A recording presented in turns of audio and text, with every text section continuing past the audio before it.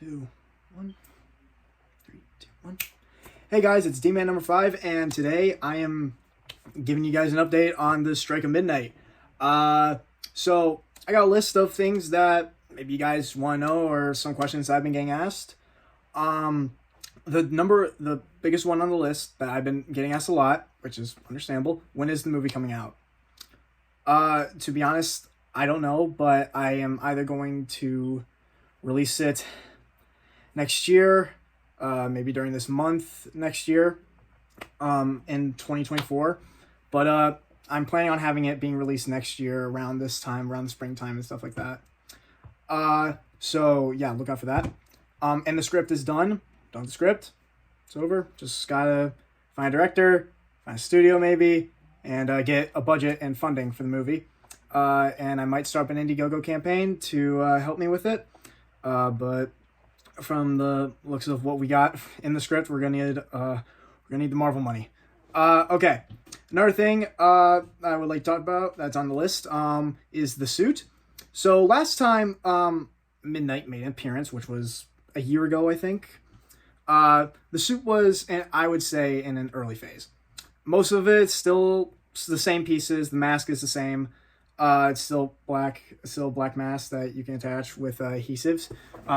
If you want to know where I got that mask, put a comment and I will give you a link or I'll give you the name of the website where I found it. And yeah, another thing, I'm not gonna be wearing jeans. If you look in the first Midnight video, I'm wearing jeans. No, the whole suit's getting redesigned. There's gonna be extra layers. There's gonna be elbow pads. There's gonna be padding inside the suit, not just for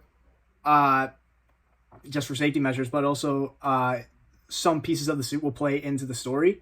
So yeah, and new cape. I'm trying to decide because it's always hard to figure out because you want the suit to look cool, but you also want it to look realistic, and you want some of the aspects to be realistic, and you want some of them to be a little bit comic bookish, so you can have some fun with the character. So I'm trying to decide if the cape should be short for a little bit in the movie, and then later in the film, due to something that happens in it, his cape will get longer for a new gadget to be revealed. But yeah, everything about the suit's gonna be same. Is gonna be the same. It's gonna look cleaner. Also, there's not gonna be a logo on there, because again, this is like the first movie, and if I ever want to make a sequel, I'll give him a symbol. But for now, I like how he just doesn't have a symbol, and I think like he's got like weapons that like are kind of make up his symbol, so I think it's fine, and I don't really think he needs a symbol, especially this early in his story-wise in his career. One thing that I really want to talk about, this is a big one, the movie playlist. Now, not just the playlist, but the soundtrack as well. But I am going to talk about the playlist first. There is a bunch of songs on there. Bunch of songs. The playlist itself is an hour and 49 minutes. And again, a ton of them are a bunch of different genres that I thought fit well in the story, given the scenario, the situation, and the setting. And this movie's gonna be a lot like, if anyone has ever seen Baby Driver, you'll know what I'm talking about. And Guardians of the Galaxy as well, how they use music fluently to help with the story and help with the characters as well. And yeah, most of the, I don't want to say most of it, but some of the budget will go to the playlist, because there's one song in there that we definitely need, and I can't reveal anything about the playlist, but I will make it public on Spotify, SoundCloud, or Apple Music if I can, so everyone else can listen to it.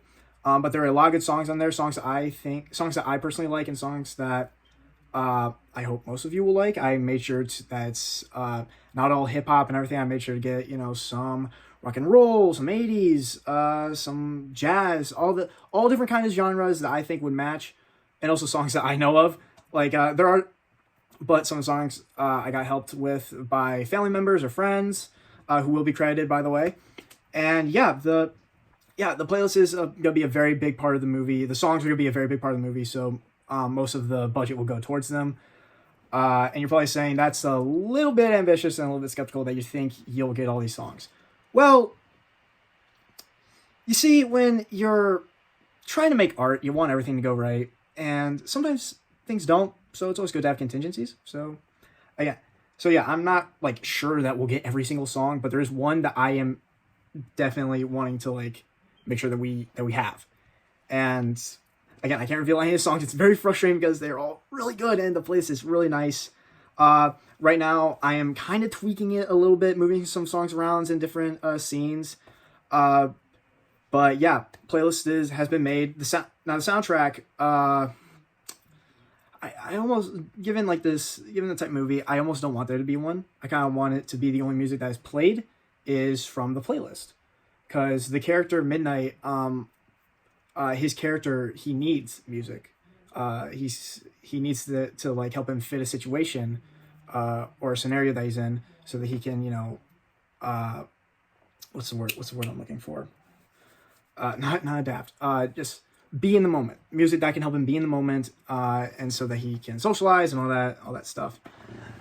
So I almost might not even have a soundtrack, like an original score or anything. But if I do, it'll probably be the main theme, bits for dramatic pieces, and landscape shots, all that stuff, all that, and again, the playlist itself is an hour and 49 minutes. So, yeah. And that gives us a segue into our next part of the list, the runtime. Now, a lot of people always want to know, what's the runtime of the movie? So they think, oh, maybe this might be worth my time to go see. Maybe it might be worth to go see a 3-hour movie. The movie's not 3 hours. But judging by the playlist and seeing all the scenes, reading them, and seeing when everything happens, I am guessing the movie to be about 2.5 hours or 2 hours and 15 minutes at best. Again, I don't know, but the runtime should be about 2 hours. Now, if that seems long to you, I'm sorry. It's just, the movie hasn't come out yet, so there might be some time cut from it. So yeah, don't worry. This one, I personally want to know, and I'm sure a lot of you want to know, how will the movie be released?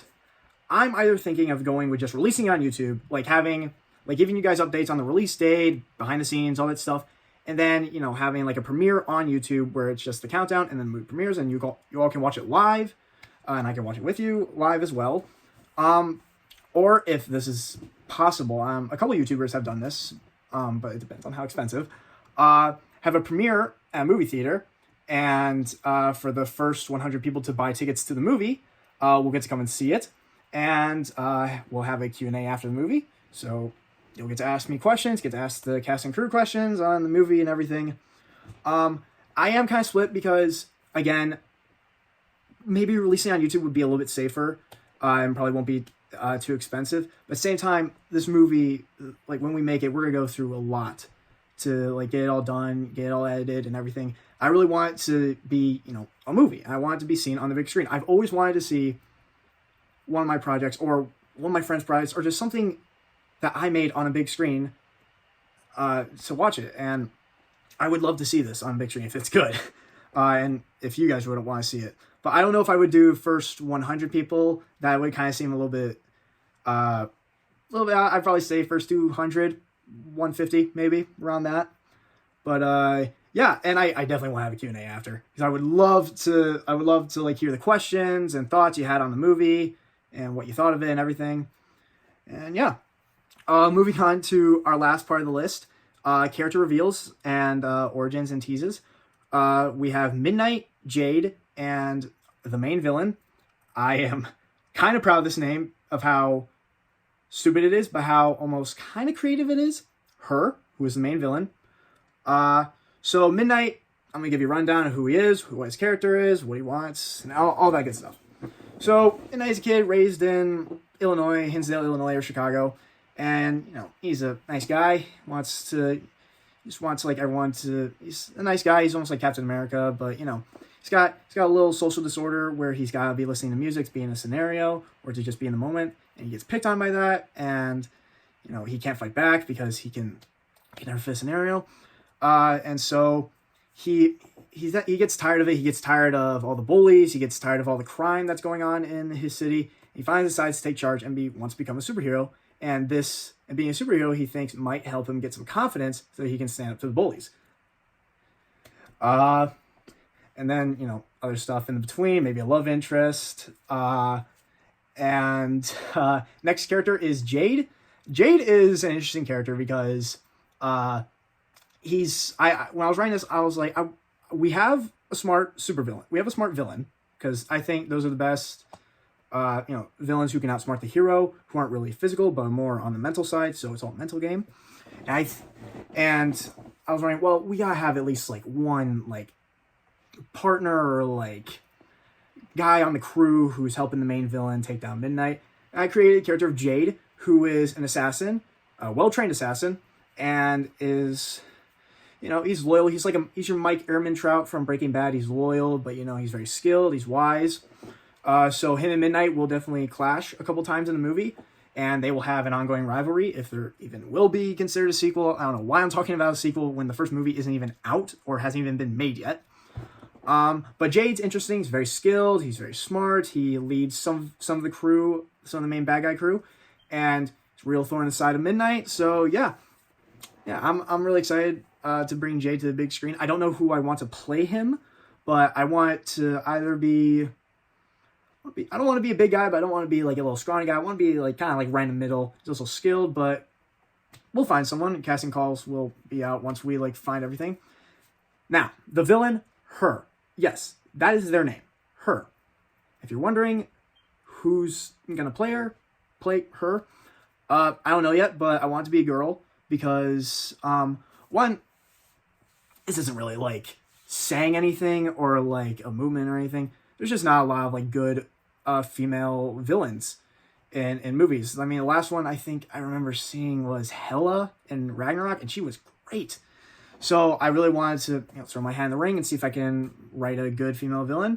And I think I did a pretty good job. Her is very calm, calculative, but also if she's put under way too much pressure or something goes bad, she snaps. But again, cold and calculated, and just wants to make Illinois and Chicago a living hell so that she can become rich and take over more territory, maybe all over the world, and maybe become a politician. And her like whole organization reaches almost all over Illinois, where she's even got like politicians in her pocket. She's got some of the police department in her pocket. And yeah, it's a really interesting villain. I think I did a pretty good job of writing her. Again, I'm not professional, but I think I did an okay job. You guys will have to see. Another thing, we'll need to figure out who to play her. I don't know why, but I always think like Gina Carano could pull it off. If you don't know who Gina Carano is, she was Cara Dune in The Mandalorian. I think she would possibly pull it off. I don't know about the smart, calm and calculated part, but I think she could do it. I think that actors should always be put in. They're not so they should step out of their comfort zone and play roles that they haven't played before. I think Gina Carano would do a really good job at this. But if can't get her for some reason, put out a casting call for anyone, and yeah, we'll have auditions. Yeah, so that's about it for the movie update. Again, script is done. Just gotta find a director and get money and get a campaign, get all this stuff so we can make the movie. What I'm planning on doing is maybe 6 months. Yeah, maybe 6 months of filming, shooting, editing, all that stuff, and then releasing it next year in 2024, and maybe release it on YouTube, or have a big movie premiere. And yeah, that's all I got for you guys. Sorry I couldn't reveal that much, but again, I want you to know this is a big passion project for me. This is something I have never tackled before, obviously, and I really, really want you guys to see this. I've hyped it up too much. I'm way too far in. I gotta release this movie so you guys can see it, and I really hope that we do get it done in enough time. I hope you guys are able to see it in any way, shape, or form. I hope you love it, I hope you hate it or laugh at it. I don't care. I just want you to see it, see all the hard work we put into it, all that stuff. But yeah, that's it for the update. Again, leave a comment for any questions you have that you want answered or anything. Also, someone asked me, were the FBI getting involved? No, FBI don't get involved with my world. I have a deal with the FBI, so yeah. But yeah, that's it for today's video. Next couple videos that'll be coming out are how Marvel can bring in Doctor Doom and the Marvels trailer, which I am so excited to talk about. All right, I'll see you guys around. Don't forget to like, comment, subscribe, and share. And I'll see you all in the next one. Stay awesome, everyone.